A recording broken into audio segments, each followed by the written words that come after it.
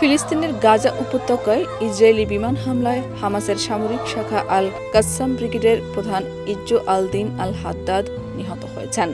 Israeli সেনাবাহিনী এবং Hamas উভয় পক্ষই তার মৃত্যুর বিষয়টি নিশ্চিত করেছে। ইসরায়েলি সেনাবাহিনী জানিয়েছে 15 মে গাজা সিটিতে চালানো নির্ভুল লক্ষ্যভিত্তিক এক বিমান হামলায় আল-হাদ্দাদ নিহত হন। টেলিগ্রামে প্রকাশিত এক বিবৃতিতে ইসরায়েল দাবি করে তিনি হামাসের সামরিক কাঠামোর অন্যতম শীর্ষ কমান্ডার ছিলেন এবং দীর্ঘ সময় ধরে সংগঠনটির সামরিক কর্মকাণ্ড পরিচালনায় গুরুত্বপূর্ণ ভূমিকা পালন করেছেন। পরে হামাসও এক বিবৃতিতে আল-হাদ্দাদের মৃত্যুর খবর নিশ্চিত করে। বিভিন্ন আন্তর্জাতিক সংবাদ মাধ্যমের তথ্য অনুযায়ী হামলায় তার পরিবারের সদস্যরাও নিহত হয়েছেন। গাজায় চলমান সংঘাতের মধ্যে হামাসের শীর্ষ সামরিক নেতার মৃত্যু নতুন করে উত্তেজনা বাড়িয়েছে।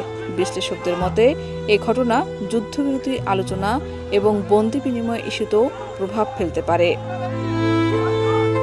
2023 সালের অক্টোবর থেকে শুরু হওয়া সংঘাতের পর গাজা ভয়াবহ মানবিক সংকটের মুখে পড়ে।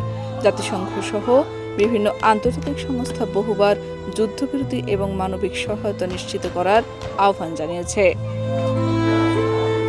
শাহনাজ পারভীন, দেশ রূপান্তর।